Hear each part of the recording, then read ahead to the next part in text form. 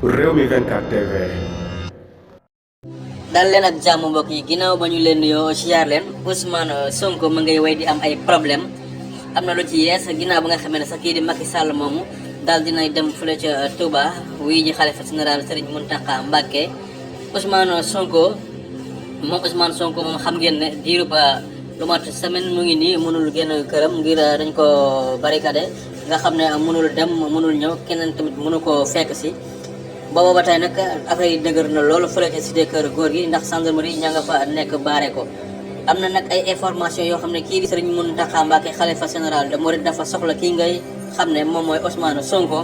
maanaam daf ko convoqué fële ca Touba Mbacké pour ñoom ñaar ñu gisee waaye li ci doy waar mooy kii di Ousmane Sonko mënul la génn këram googu ndax lii di gendarmerie ñoom ña ngi koy xamal ne ko Touba Mbacké googu ñun ñoo la fay yóbbu ñun ñoo lay indiwaat waaye nag kii di Ousmane Sonko dafa bañ loolee nga xam ne moom la ko gendarmerie proposé pour yóbbu ko li nga xam ne mooy Touba indiwaat ko Ndakaaru ndax moom dafa bëgg a demal boppam ci njëkkam ak tarangaam loolu la ñu nemmeeku kon daal ña ngay xam ne